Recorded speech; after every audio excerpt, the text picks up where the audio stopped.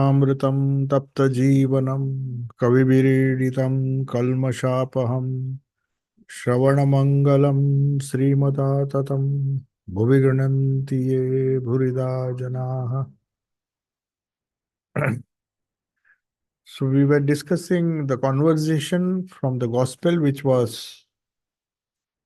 took place on 29th September 1884.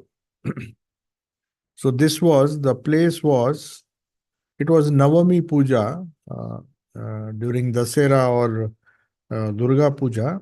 The ninth day is known as Navami. So the Navami Puja had just taken place, and Sri Ramakrishna is in the company of Narendra Bhavnath, two young devotees. Narendra later on became Swami Vivekananda, and Bhavnath Chattopadhyay, who lived in Bagh Bazar, was another young devotee.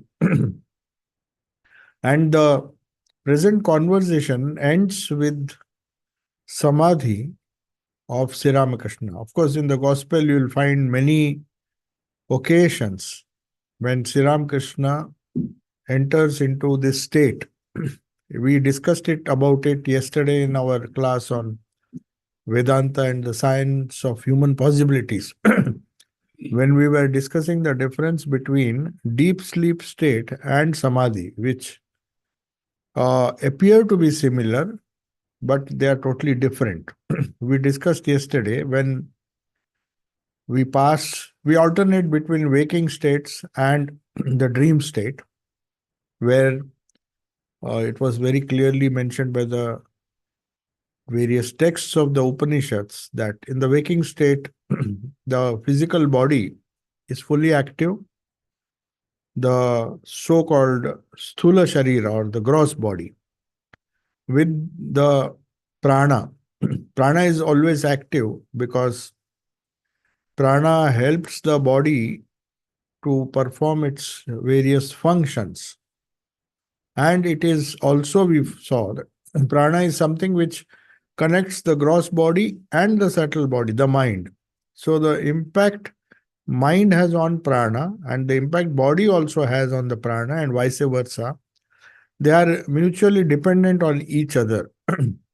If you consider the Annamaya Kosha, the physical body, the type of food that you take, the type of routine that we lead, the type of exercises and other things that we do, the way we breathe, the way we conduct ourselves physically, impacts the prana, and any imbalance or balance helps the soul to perform its day-to-day duties. But at the same time, the third level of our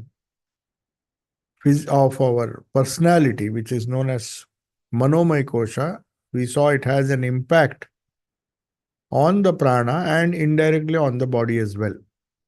So then we discussed the other two states, it is Vijnanamaya Kosha and after Manomaya Kosha, the Vijnanamaya Kosha, and finally we come to the Anandamaya Kosha, which is where our deepest level of our personality exists. That is the causal state, Karana Sharira. They call it Karana Sharira because it's a causal state where we reside, where the human jiva resides when it is not waking, in a waking state or in a dream state. In the dream state, there is a dream world, there is a dream personality, there is a dream objects.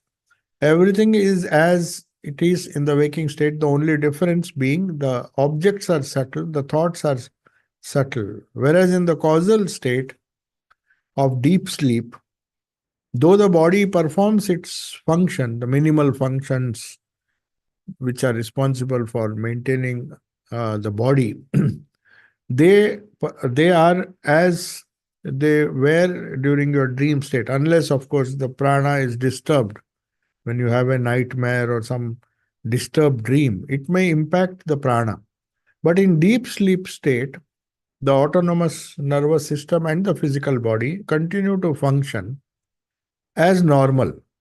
And they in fact, they say in the deep sleep state, their performance is optimum because they are not disturbed by our thoughts. There are no thoughts. The subtle body goes into some kind of suspended state. So, in the causal level, when we have a brief spell of deep sleep, it has been explained that all the sense organs and everything are, for the time being, they are in a potential state. They are not active anymore. Whereas the body functions with the help of prana, the minimal force or prana that is required to conduct the bodily functions, they continue. Whereas in samadhi, which is a state similar to deep sleep, similar, but there's a huge difference. It is a state where the causal body also merges in Prakriti. That's what we saw in the yoga class, Raj Patanjali's yoga class. So, what do we mean by that? The subtle samskaras, which are in potential seed form in the causal body, which help us to return back to the same waking state which we had before we went into this dream state and the deep sleep state. After deep sleep, when you wake up, you see the same waking state. I mean, it's a similar waking state as you found when you went to deep sleep. Whereas the dream appears to be more disconnected, and in the dream state, you don't see the same world every night when you are dreaming, provided you are dreaming at night. Even during day, you can dream if you are trying to sleep during the day. There will be some dreams, but they do not appear to be continuous with the. So there seems to be no connection with the previous dream. So it's a world by itself, this dream world, dream objects. So our Upanishads give a lot of importance.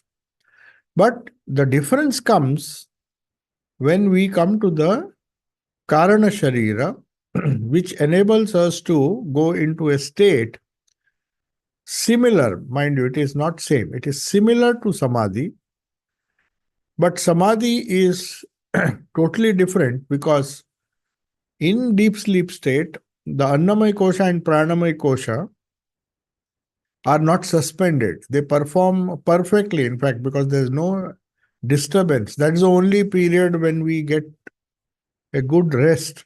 Our Annamaya Kosha and Pranamaya Kosha, which are always in a very disturbed state because of our because of our physical actions, because of our mental turbulence. So they become agitated and they're not in their normal state. It requires a lot of practice of uh, the science of yoga and the science of meditation to maintain that pranic balance, the balance of the pranas, the forces that run our body in a very steady and a stable state.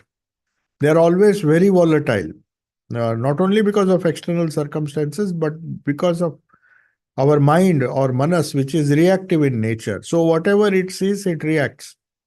And then it gives rise to some kind of turbulence that affects the prana, that affects the body. So, it's a vicious circle.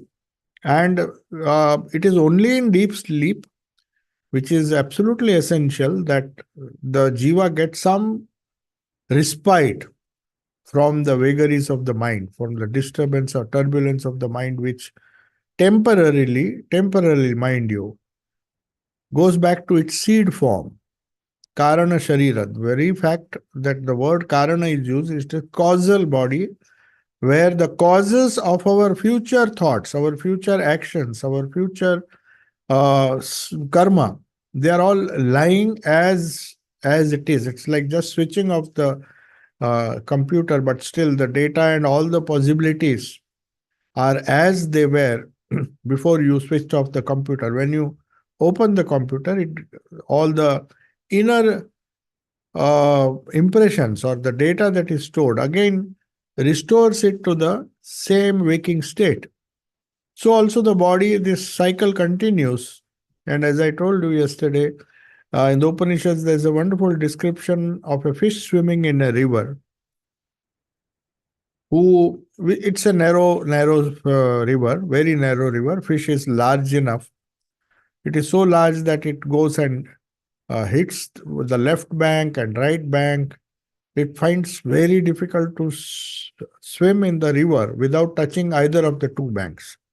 So that is the predicament of every human being, that we are hopelessly tossed between the left bank and the right bank, which according to the Upanishad can be, which represents the waking state, from waking to dream state, from dream state again back to waking state.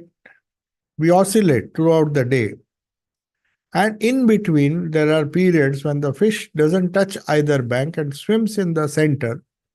And that example is given to show that in the deep sleep state, you are very much independent of the waking and the dream experiences. Your samskaras, for the time being, in the causal state, in the Karana Sharira, they are there is some kind of suspension.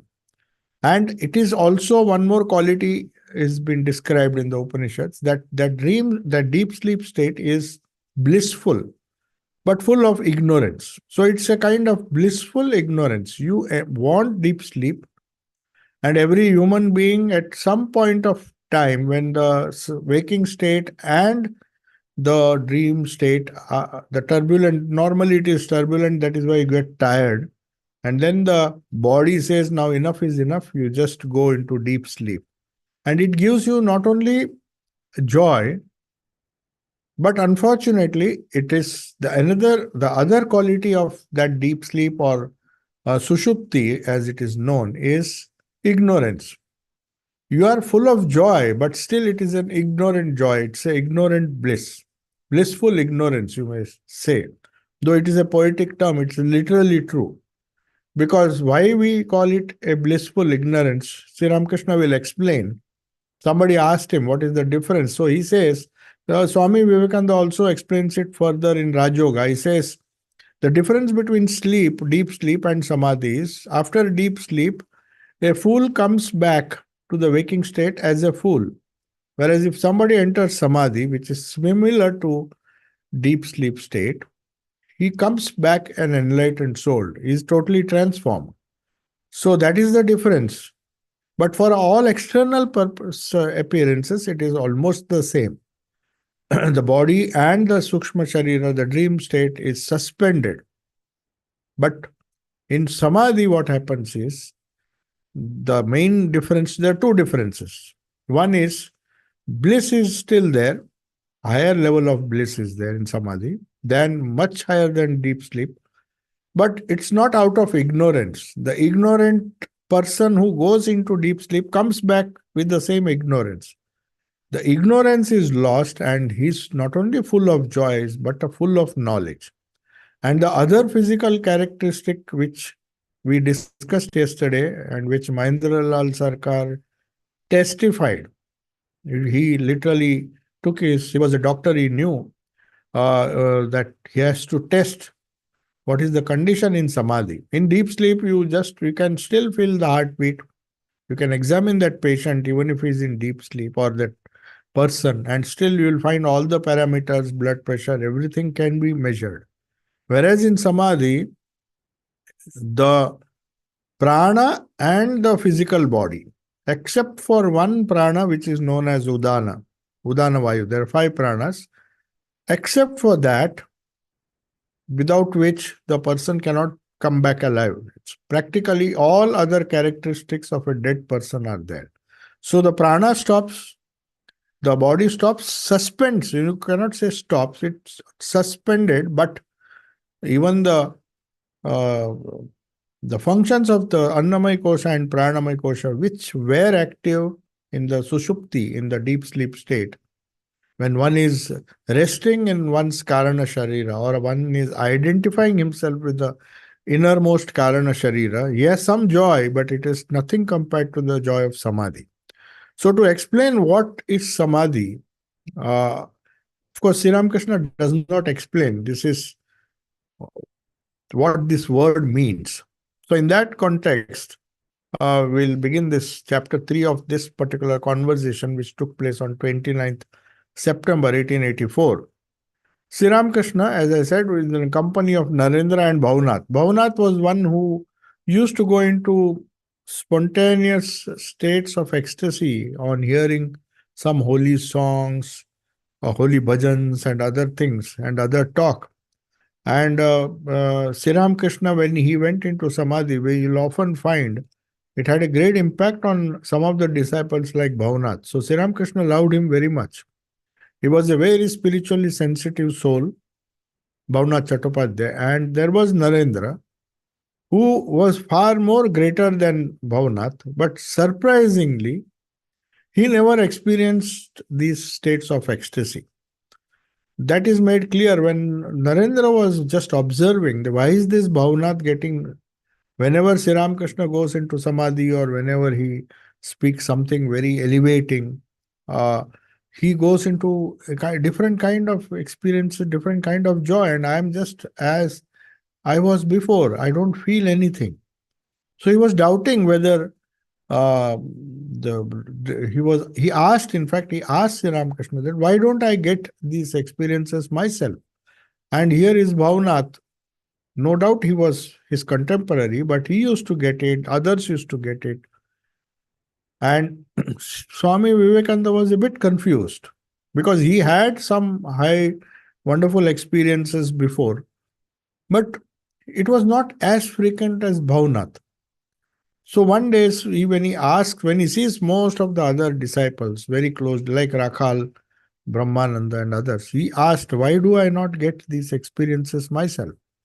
Then Sri Ramakrishna gives a wonderful example. He says, it's a very unique example to explain that these states of ecstasy, other than that of the highest samadhi, they are all much lower states and they may or may not occur depending on the temperament of that particular sadhaka. So he says, have you seen an elephant taking a bath in a big lake or a big ocean, or and also another elephant, which the same elephant taking a bath in a small pond? He says, when it enters the small pond, the whole water is splashed everywhere because the size of elephant is so big.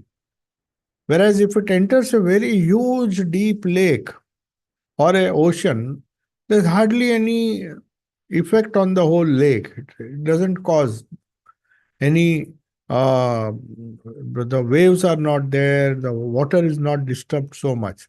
So comparing this water of the lake and water of the small pond, he says, when in some cases, when the mind's capacity is less, you will see this.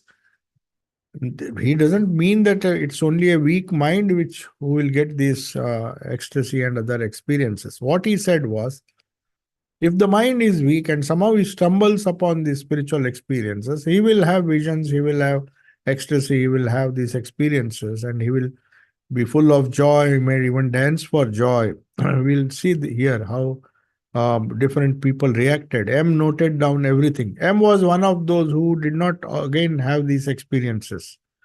And so also Narendra, who later on became Swami Vivekananda. So he said, your mind is like that vast lake. Even a little spiritual emotion, smaller spiritual emotions and the spiritual moods will not disturb your mind. Your mind is so vast, like that lake.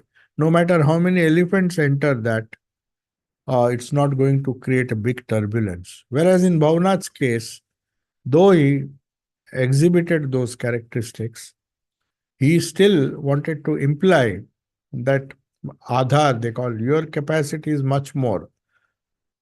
So Adhar Beshi means your Adhar is, you have more capacity. Simple states, simple suggestions or simple songs, they will not create a big emotional upsurge in you. You are very calm, steady. Your capacity, because your capacity is more like, your mind is like a big lake, whereas the others, that's why you will see that convinced Narendra. And then he, of course, he also wanted to have such experiences. So he prays to Sri Ramakrishna, and by his grace, he gets the wonderful state of samadhi himself later on, many times. So Sri Ramakrishna now is, there is another person in that room whose name was Hajra, who used to make a lot of fun of Sri Ramakrishna. And Sri Ramakrishna did not bother because he knew he was a troublemaker and he was ignorant. So Sri Ramakrishna is pointing to him and telling him something. And this Hajra was very hypocritical also. He used to sit outside the Thakur's room, Sri Ramakrishna's room in Dakshineshwar, and he used to have a beads, rosary. You know, some people are always uh, making a show of that they are doing japa just to indicate that he is a very spiritual person. His mind may be wandering in 100 places, but he was very sitting near the door, and that would attract a lot of superficial devotees. And many of them used to confuse and say, "There's nothing inside. You don't need to go." He was literally a troublemaker. But Sri Ramakrishna tolerated him. And he used to say he has practically no knowledge. In fact, he once or twice said that Swami Vivekananda, that is, Naren has much better knowledge. You better talk to Naren. And he, of course, obviously, he himself considered, he used to tell that I don't do all these things. So people used to be attracted. But Sri Ramakrishna, though he did not like, especially not because he was showing off or he was hypocritical, Sri Ramakrishna was very liberal. But he was upset because he used to confuse the devotees, the innocent devotees, by telling them wrong things. Wrong things in the sense he was confusing them by his talk, which apparently academically it appeared to be. He used to quote this. He was, of course, well read, but had very little experience. So Sri Ramakrishna knew that, and then he tells the Hajra on his face, "Look, I cannot tell the beads of the rosary anymore. No, no, perhaps I can. I can do it by holding the rosary in my left hand." He's making some fun. And then he says, he demonstrates. This is a wonderful incident that took place. Then he says, because normally you associate somebody telling the beads, he's supposed to be a very holy man. And Hajra used to imitate great people saying that I'm playing a rosary. But Sri Ramakrishna wanted to show, and this was a wonderful demonstration, that he has gone beyond the stage where he needs rosary or beads to take the name of the Lord. It was spontaneously going on within as an undercurrent. Having said so, first he says, I cannot do. Then he says, maybe I can do with my left hand. Normally, people don't use their left hand. I can do it, I can tell the beads, but I cannot repeat the name of God if I do.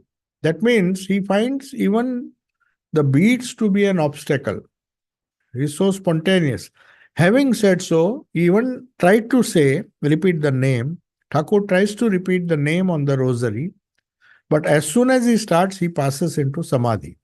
So he can do it no longer.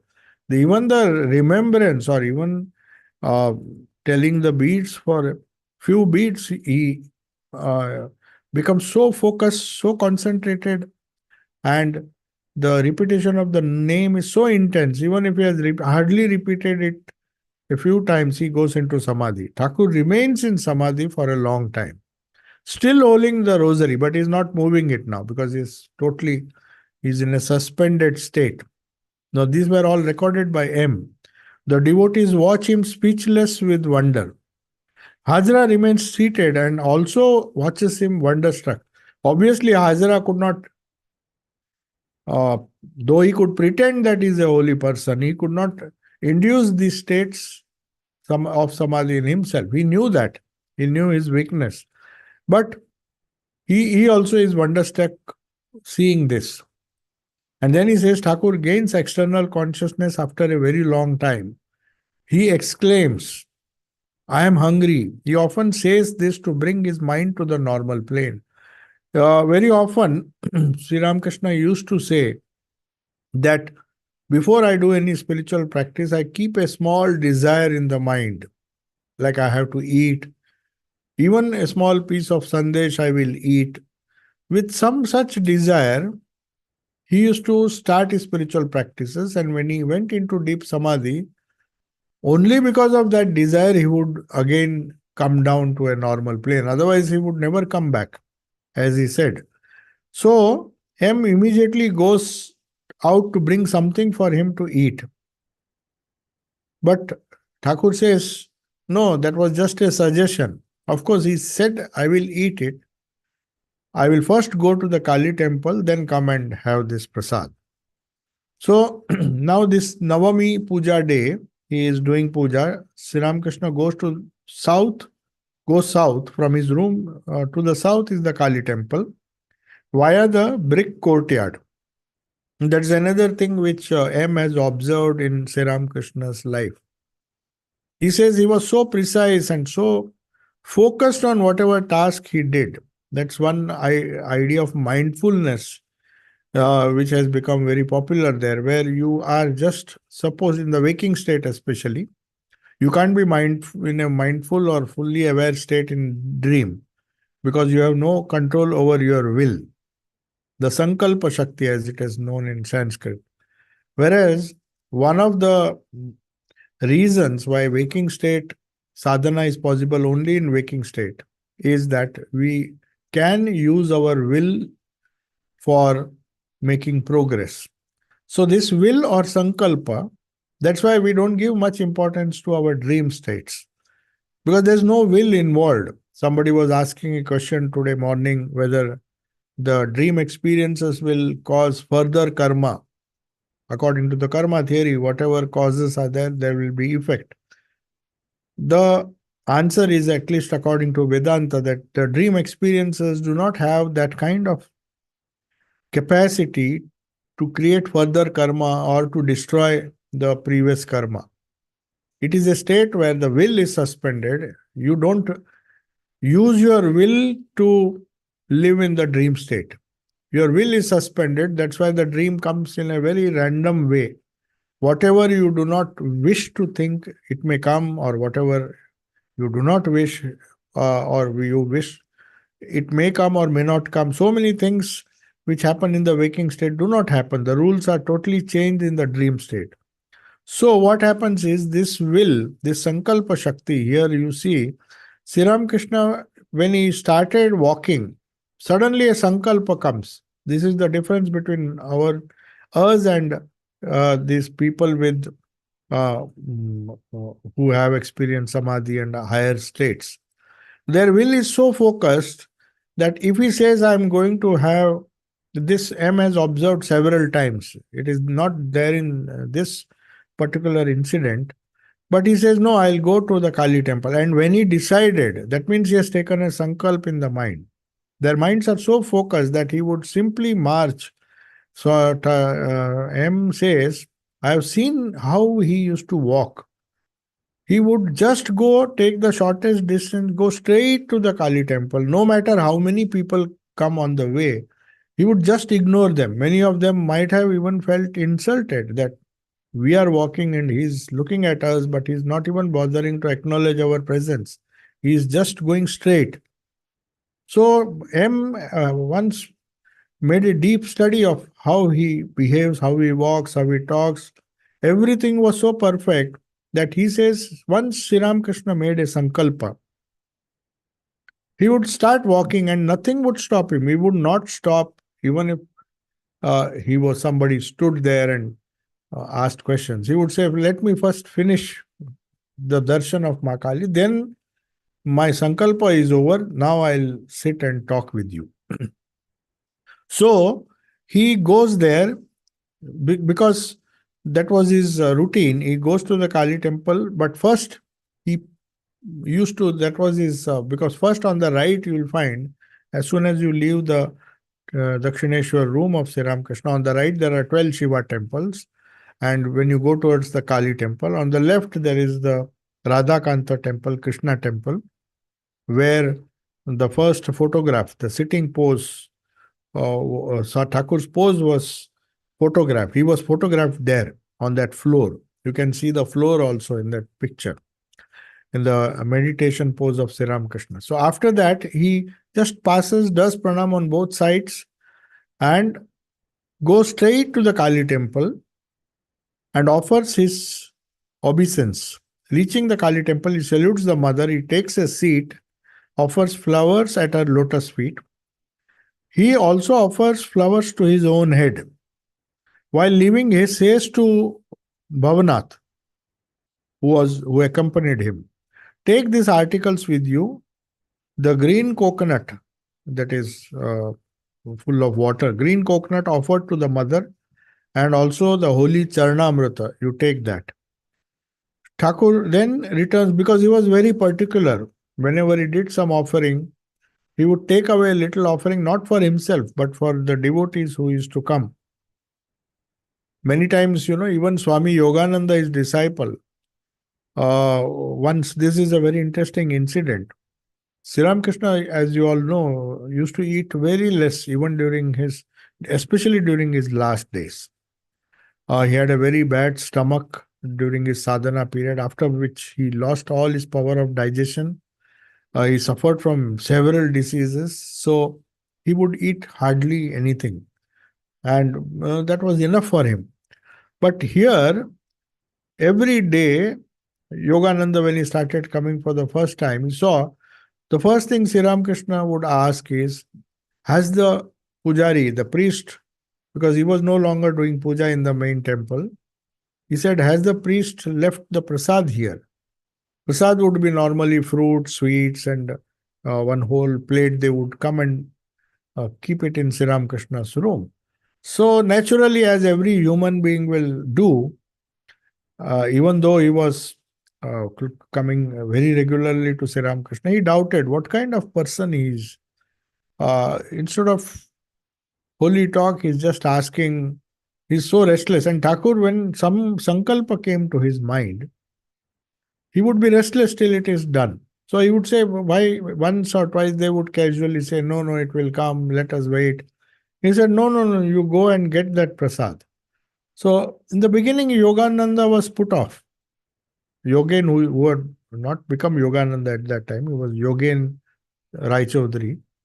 So he comes and he just sees, every time I come, Sri Ramakrishna seems to be so restless to get the prasad.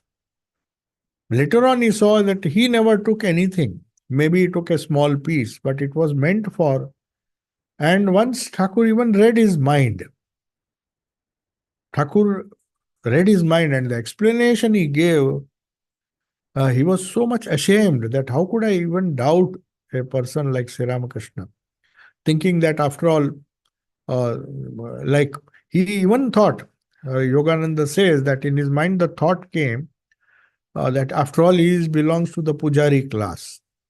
So they are all fond of rituals in a derogatory way. I mean, it's not a bad thing to take prasad, but normally most of us are so keen to take prasad that we just even forget our devotions, our japa when we go to the temples, especially the busy temples. People are just mad to get some prasad, some flower, something.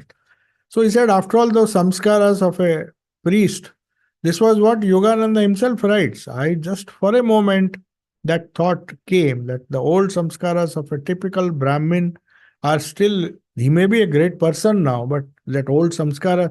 So he just was, immediately Sri Ramakrishna read his mind. And then he said something which just, he was so ashamed that this thought could ever come to his mind. But Sri Ramakrishna did not get angry, he just said, you know why I am so restless to get this prasad? He was so observant. He said, all this prasad which is offered to the mother, if I don't insist, then it will not go to the right devotee. Many of these priests priests and their relatives who are of a very bad character, they will enjoy this prasad. And that will bring bad papa to Rani Rasmani, whose intentions to build this temple. She has thought so much. He said she has built this temple so that with the prasad of the Lord, holy people should be fed.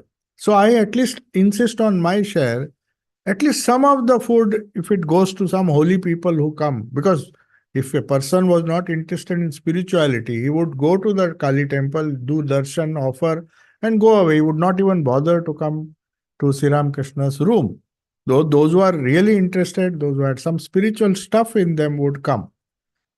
So he knew that whoever comes here, if they take a little bit of the prasad which has been offered, because a majority would be taken away, everybody, it would be given indiscriminately to XYZ, of people who had absolutely no devotion. Then he said, Rani Rasmani's wonderful donation and wonderful intention of building this temple will not be served.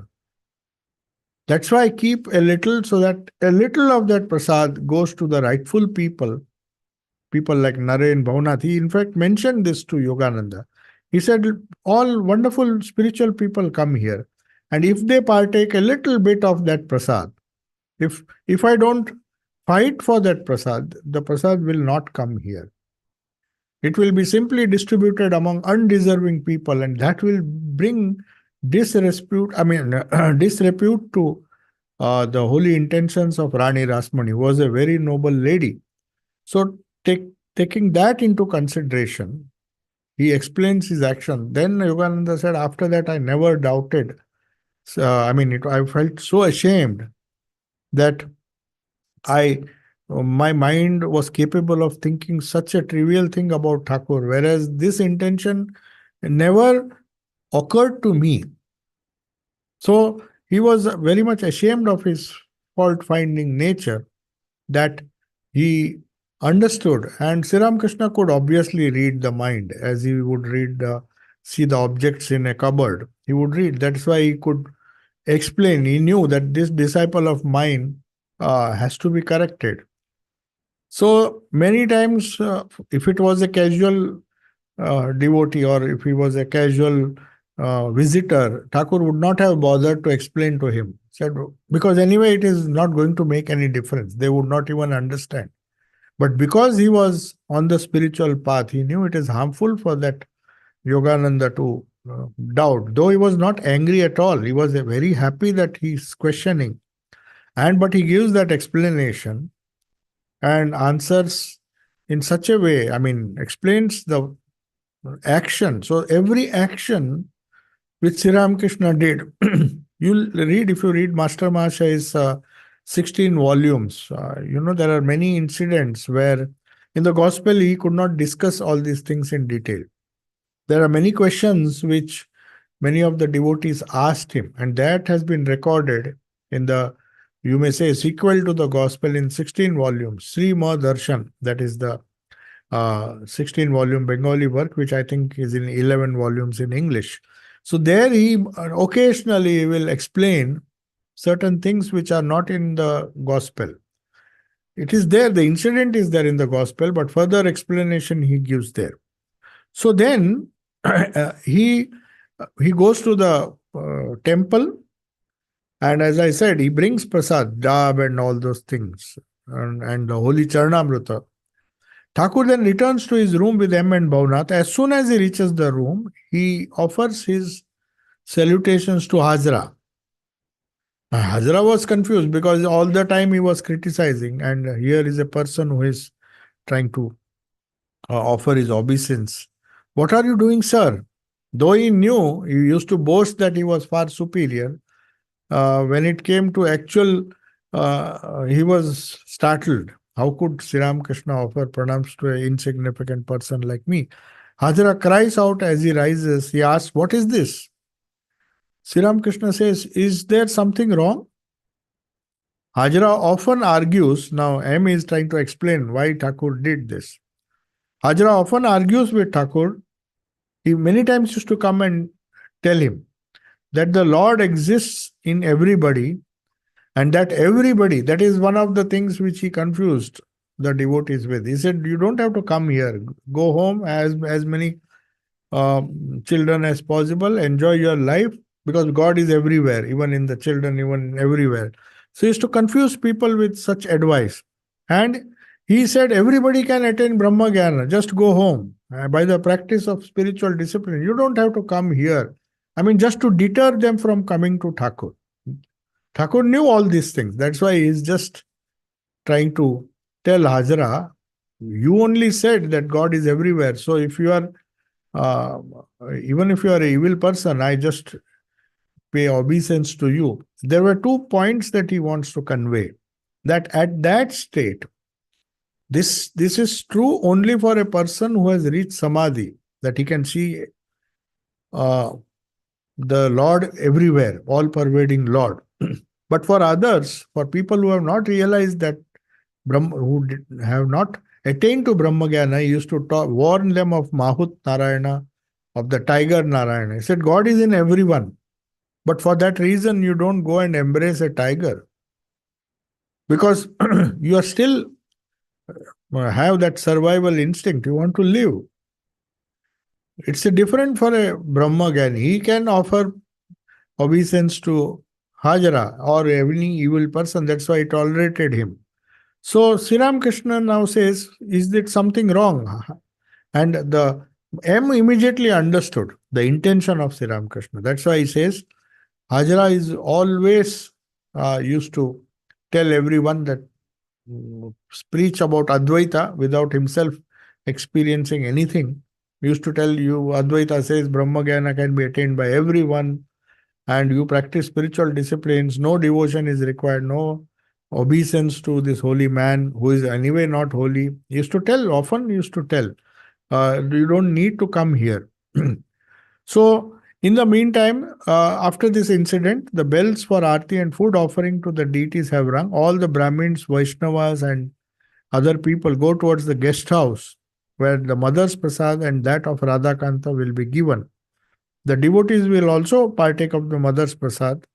Seated where the Brahmin employees of the guest house sit for their meals, Thakur says, everyone must go and eat there.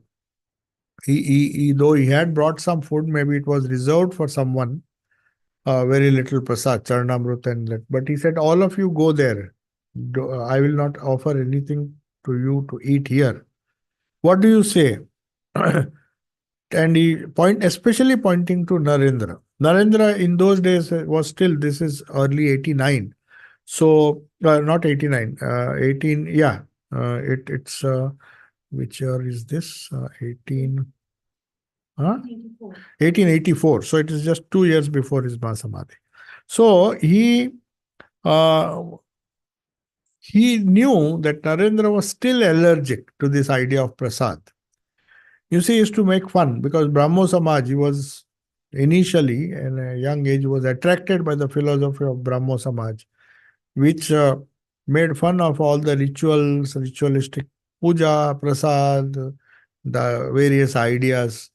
So he was hesitating because they have to take certain, they have to make a commitment when they join the Brahmo Samaj that we will not bow down before any image, will not take the consecrated food because it's all superstition. So many foolish things they used to insist upon. And Naren, though he was very much attracted by Sri Ramakrishna, still he felt that as a Brahmo I should not go there. So he was reluctant. After meeting, after getting all the wonderful advice from Sri Ramakrishna, is to simply go home and eat. He would not take prasad there. Sri Ramakrishna knew he wanted to change him. So he said, what do you say? You go and eat there. But Naren could not say no. He said, all right. Narendra and I will eat there. Bhavanath, Baburam, M and others leave for the guest house to take prasad. After taking some prasad, Thakur rests a while, though not for long. The devotees are talking on the veranda outside his room. Thakur joins them and is happy in their company. It is almost 2 o'clock. It's much after lunch. They are all seated on the northeastern veranda. Suddenly, Bhavanath appears from the southeastern veranda in the garb of a brahmachari. He had not yet married. So he was contemplating whether he should become a monk or not. So suddenly he is inspired by today's samadhi and other things. He was very moody, very emotional. So just suddenly he appears. He is in ochre cloth. Brahmachari in the sense, some of the sects of Hinduism, they wear this gerua cloth, but still retain their shikha. So though they look like monks, but they are brahmacharis. So brahmacharis can wear the ochre cloth sometimes. In some sampradayas, they wear yellow cloth also. But the only thing is, they have to wear the shika to indicate they are Naistika brahmacharis.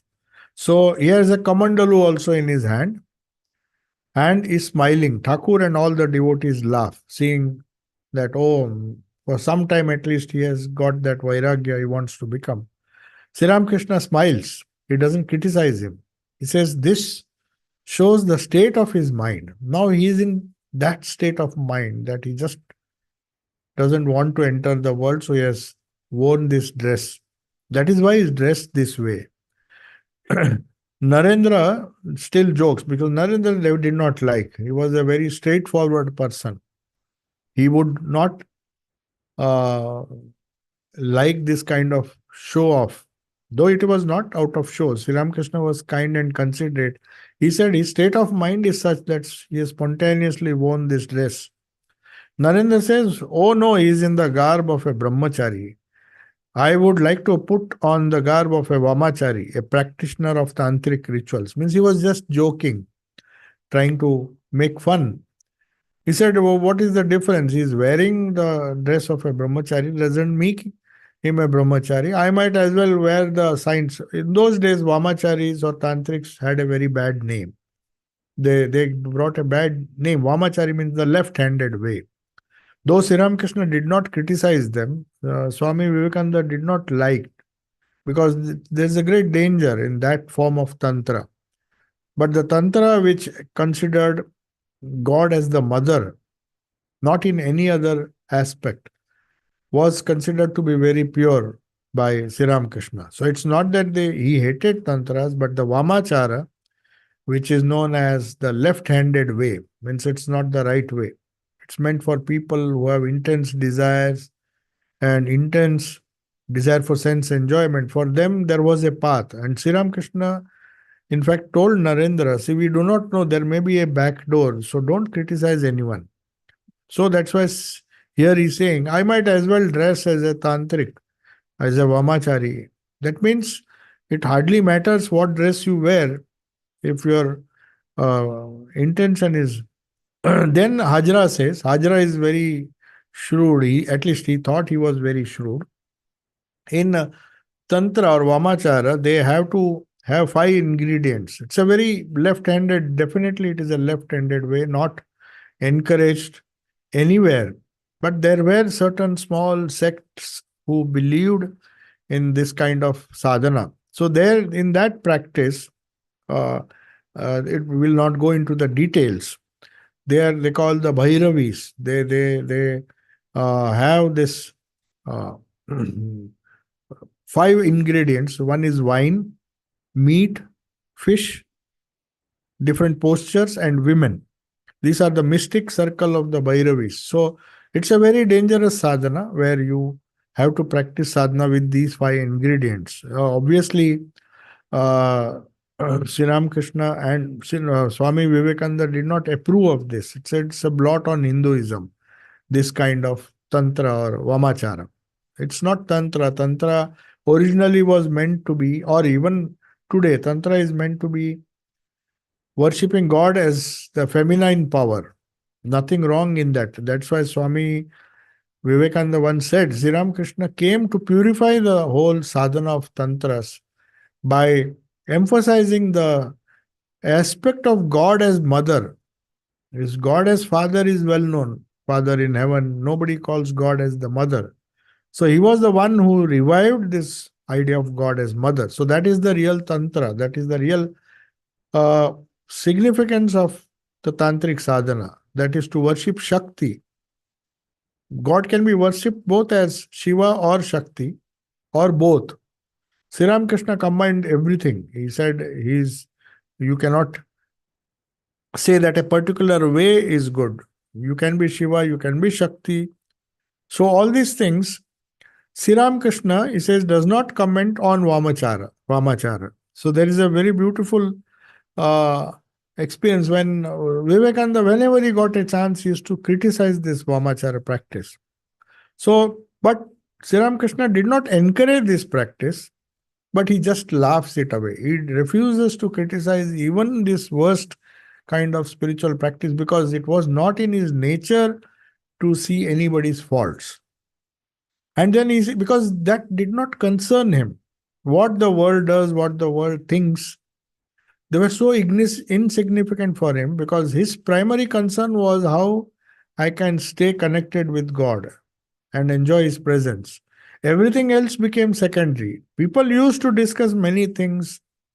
They also sometimes they used to bring newspapers, which he used to just ask some people to just throw it away because he thought it is just a distraction. All the newspapers deal with falsehoods or things that are not accurate. So that's why he used to ask his disciples to pour Ganga water if somebody forgot a newspaper. First he used to say just destroy it and then put some Ganga water. So he it was not that he criticized these things, but he felt that for him the primary goal or his focus was so much on attaining God that he would just ignore. But unlike Vivekananda used to criticize because he still had this idea of good and bad. And Sri Ramakrishna corrects him. Sri Ramakrishna corrects him. Don't criticize.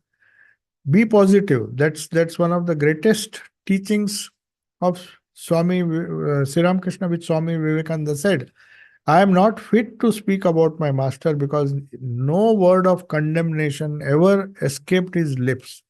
Even for the worst sinner, he was very kind and compassionate. So that's why I said, I have, in fact, criticized many things many times, but Sri Ramakrishna would not do it. So he begins and then he sings a wonderful song, I shall not be distracted. See, Sri Ramakrishna is totally alert. He is 100% alert about what he's doing, what he's not doing, what is. He says, indirectly saying that this is just a distraction, discussing on things that do not concern us. He said, I'm not a type who will waste my time discussing silly things. And there is a song, I don't know which Bengali song this refers to, but he sings those two lines taken from a song which says, I shall not be distracted even if you make me forget the reason. Because I have had the vision of your red feet. That is a red feet refers to the red feet of Mother Kali. So he says, I have seen your feet. They're so attractive. They're so enchanting. And that is the focus of my life. So no matter how much you try to distract me with reason, normally the reason why we get distracted is because of reason. The problem with us is after a certain stage in spiritual life, if you go on reasoning, you will be distracted.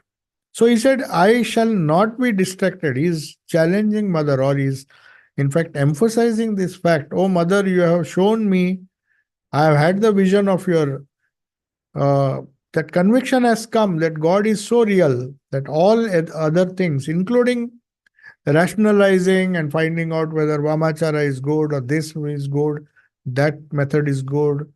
There's so many doubts coming to a spiritual aspirant. So this is a very significant song. He says, I shall not be distracted even if you make me forget and ask me to reason. I have had the vision of your red feet. That shows what kind of focus he had, what kind of concentration or conviction in what he did. As I said, when he decided he will go to visit the Kali temple, nothing could distract him. Master Masha writes the beautiful description. He used to walk so fast that he has made a sankalpa, he will go and do pranams to Ma Kali. And he has uttered that. Now nothing will come on the way. On the way, if some people try to stop him, he would not even listen, not just ignore them. Not out of any people very often perhaps would have misunderstood him. But he just went because he felt this is the primary thing. If I get distracted, my sadhana will be of no use. So that's why this song is very relevant there. And then to complement this, he refers to one Raj Narayan. Raj Narayan was a Chandi. He used to recite Devi Mahatmya or Chandi in a beautiful way. Then Thakur says, how beautiful is Raj Narayan's singing of Chandi? Obviously, he would have sung it with so much of devotion. You see, those who recite the Chandi, they say, I mean, when we had in different pujas, especially Thakur's puja, in a corner, one monk or one brahmachari would recite the Chandi. That would go on independent of the puja that is in the main temple. Normally, it would be done in the corner of the temple so that the pujari who does rituals, he is not disturbed by the Chandi. I mean, disturbed in the sense that they will clash. The mantras, he is chanting the mantra. So, but that Chandi, the person who recites, in fact, he has to perform certain rituals where he creates a barrier because he's sitting in the main temple. There are a lot of visitors, casual visitors, people with uh, intensely restless minds who come. And naturally, if you are sitting in a corner with a crowd going in front of you, they are not interested what is going on here, nor do they have the patience.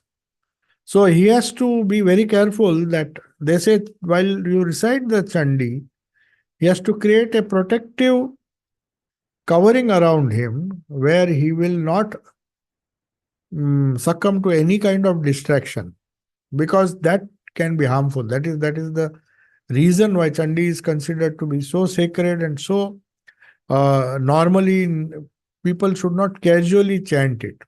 So that's why he says, how beautiful is Rajnarayan singing of Chandi? Because he would be simply lost in that recital. He was oblivious of what the world is. He sings and dances in the same way, and songs of Nakur Acharya in our village. Nakur Acharya was one, perhaps there is a famous poet, and in the Kirtan style of music, there would not just be singing, but also dancing along with the song. That is what Chaitanya Mahaprabhu popularized. So, Sri Ramakrishna is emphasizing that don't get distracted, especially when you are doing spiritual practice. And then he gives, immediately you see his mind is so alert. His mind is so alert that he knows, he never speaks anything out of context. Though he may be dealing with different topics, his mind is focused. It's like used to say the magnetic needle always points towards the north. It, no matter how much you disturb it, it will again go back. So Sri Ramakrishna, no matter how much this Hajra and all these people came and tried to disturb him, he would again and again go back to the central point that he wanted to emphasize. He was fully alert. He was totally aware of the type of person who is sitting there. He gave the right advice to the right person at the right time. You see, if all these people who are sitting, Bhavnath was there, Naren was there.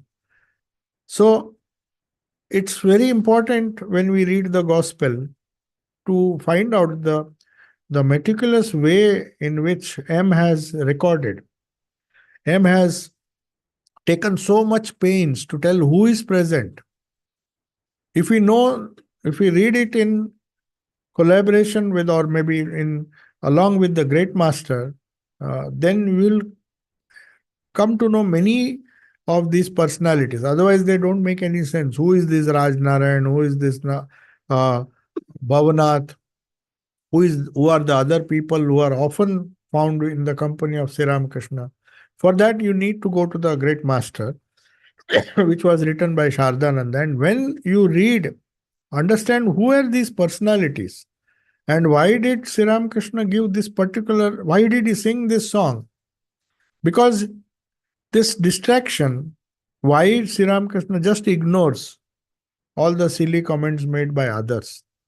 In fact, Narendra tried to provoke him because he had very strong ideas, and Sri Ramakrishna did not scold him for that. He appreciated, in fact, that he doesn't just say yes to everything I say. He wants to question, He had a very strong views on this Vamachara. In fact, once he, with full of anger, he went to Thakur and just went on. He himself writes, for 1 hour he criticized this practice of Vamachara Tantra. He said this should be abolished, this should be removed. This is a big blot in our Hinduism. Naturally, he was very much agitated, and everybody would have agreed with him.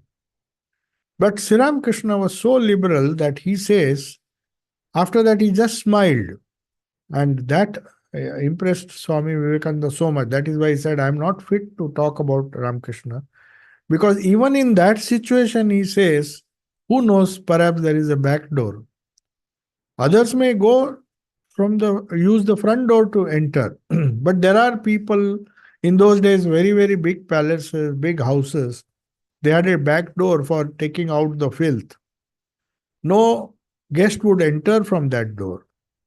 So even if it was a filthy way to exit the house or enter the house, only the people, scavengers, unfortunately that was, human scavenging was so popular in those days.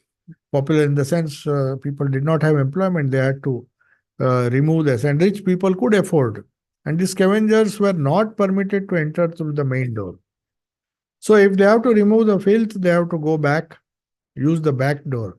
So Sri Ramakrishna, even in that moment when Narendra is mercilessly criticizing this Vamachara tantrics, he said, see, you have no right to criticize. There may be a back door, who knows? So he's not giving any judgment on anyone, because he's seeing the same Brahman which Hajara was often trying to convey without realizing it.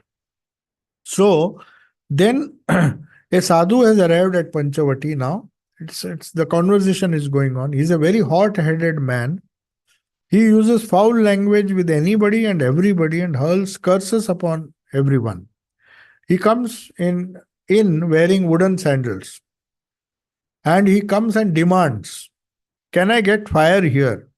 Fire means fire to maybe cook or smoke or something. Sri Ramakrishna folds his hands to salute the sadhu and remains standing in this posture till he leaves. When the sadhu has gone, Bhavanath is surprised because such a rude person came and you just folded your hands. How devoted you are to these sadhus. Sri Ramakrishna then laughs and says, you see, he too is a Narayana, though he is full of tamas. This is how one should treat people of tamasic nature. And besides, he has worn the dress of a sadhu. So I respecting the dress that he has worn. And tamasic people, Sri Ramakrishna used to tell how to deal with 3 types of people: sattvic people, rajasic people, and tamasic people. He said, if you be rude to a person who is likely to harm you, it will cause you harm because he is not in his senses. You can't just scold and quarrel with a drunk person. You have to just cajole him, praise him. That is what Sri Ramakrishna practical advice is. He doesn't say that you are that Narayana is there, so you have to go and be friends with him. But you have a certain way in which you can deal with such a person, though he is a man of tamas. So he just cools down the anger of that person who apparently wearing sadhu's clothes was full of tamas and was very hot-headed, was abusing everyone. So that had a tremendous effect and he leaves the room. Then now we'll stop.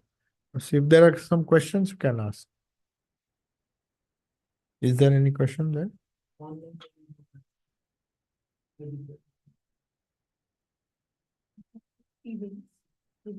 Oh, 3 ways. Now it will be, we have time, yes. So Sri Ramakrishna once,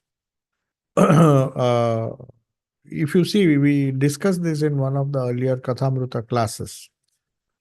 Huh? Oh, the question is, what are the 3 ways, depending on the combination of the gunas?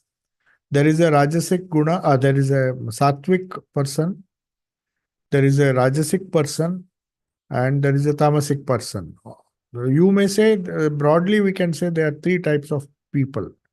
The nature of tamas is destructive, arrogance, because of ignorance. That is why tamas, they say tamas has covered him so much that he just is very rude, is destructive. Anything, any destructive attitude or tendency is classified under tamas. Rajas is an active type, but it is not as harmful as tamas, though it is compared to sattva, which is a third quality, a higher quality. Rajas also can cause problems indirectly, not directly, because you are so restless. Rajas is the characteristic of Rajas is restlessness, but not the restlessness which leads to destruction and destroying everything. So, a Rajasic person, predominantly Rajasic, see the three gunas are in different permutations or combinations. The same person may have three different qualities in different proportions, same person. Or he may be behaving in a Rajasic way at some part of the day. During different times, uh, the tamas may predominate, sattva may also, a sattvic, even a most tamasic person will have a little sattva. So that is why Gita says this whole Prakriti is made of three gunas. You can't exclude. You can't say somebody is 100% tamasic or somebody is 100% sattvic or somebody. It's a permutation and combination. So Sri Ramakrishna used to uh, tell, in this case, he has just given an example how tamasic people should be treated. And he mentions that in some other place also, that if you come across a drunk person or a person who is not in his proper senses, either because of anger, the best way is to cajole him and make friends with him, but taking care that you just don't start drinking with him. So he may be drunk, but the thing is, you have to. That's why he says his observation was so nice that he said, you just tell him, oh, you are great. And that ignorance itself will make him be kind towards you and go away. If you tell a drunk person or an evil person that you are evil, it's more likely that he will come and hit you. Isn't it? He doesn't like to be told that he is ignorant or is. So, tamasic person should not be ever told. But a Rajasic person, he has the wisdom. Sri Ramakrishna used to often say that you have to turn the direction. None of this, none of these gunas are bad. If you turn it towards God, for example, a tamasic person, he has a different way of praying. This is the first time any prophet or any religious person has praised tamas or the quality of stubbornness, evil in a person. He says even that is useful if it is directed towards God. It can change. A tamasic person will fight with God. Says, I want to see you, I want to know the truth. So that tamas, if it is turned towards God, it is purified. That is one way. Second, he says, Rajasic people. Sometimes their activities or their intense restlessness has a tendency to make others restless in the room or in that environment. So he says you have to divert him in such a way that he does not spread his restlessness in some creative work or Sri Ramakrishna, Swami Vivekananda gave a wonderful example. He says a devil was there and it was giving a lot of trouble. He could not stay without work. It is there in his Karma Yoga. He was talking about busy people. People who always want to be busy and make everybody busy. So he was very busy, and he was a ghost, not ghost, he was a demon, and he had wonderful capacity. So he comes to a saint, he said, give me work, otherwise I'll eat you up. It's a story. So he's now confused. What shall I do? He gives him, build a palace here. Immediately he goes to work. That is how Rajasic people behave. So he builds that whole within no time. Now he has to think of something else. Like children, some they are very Rajasic. You have to keep them engaged. And then you run out of ideas. So he built a house, whatever he said, he finished. Then Swamiji says, ask him, catch hold of a dog and give him and try to make this dog's curly tail straight. And then till eternity is trying to straighten the tail of the dog, and it doesn't happen. So what he wanted to say is that you have to uh, straightening the dog's curly tail is of course a different example. It's like Rajasic people, peace activists and many people, they want world peace. They are like very aggressive in their approach. They want to change the world, they want to change their family, they want to change the neighbors. Everybody should, they are intensely Rajasic. There may be great politicians also who want to change the destiny, and then they are so Rajasic that they will.